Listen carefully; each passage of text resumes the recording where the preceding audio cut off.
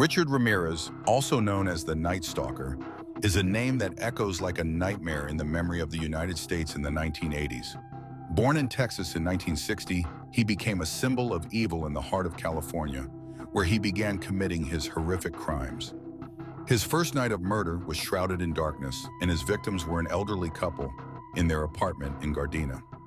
His crime was cold-blooded as he broke into their home through a window, silently creeping inside. He then began killing his victims without mercy. After finishing, he left behind traces of terror that would haunt the shocked hearts. But one crime was not enough for this human monster, and he continued escalating his pain, committing more horrific crimes that left the victims enduring terrifying moments before meeting their end. His second crime in Los Angeles occurred on another dark night, where he broke into yet another home, attacking a woman who was alone in her bed. When she started screaming, those screams seemed to drown in the utter silence. And then everything stopped, leaving the room eerily still, an ominous prelude to what would happen next. What made his crimes even more terrifying wasn't just the extreme violence, but also the way he left clues that made the investigation more complex. He would wear a mask and leave behind cryptic messages, along with strange items that revealed his destructive mindset.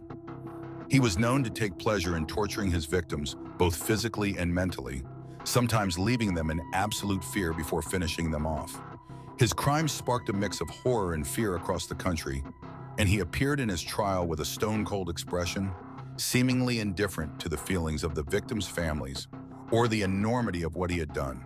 He was always surrounded by the media, who would circle around him, and he would show them a cold face, as if he felt no remorse at all. In the end, despite being captured in 1990 after a long manhunt, he continued to project the image of pure evil to society. His case became a living nightmare that followed him through years of trial, leading to his death in prison in 2013. But that did not end his impact, as the name Richard Ramirez still evokes fear and dread in the hearts of those who read about the brutal crimes that shocked the United States, becoming part of the worst nightmares in America's history of serial killings.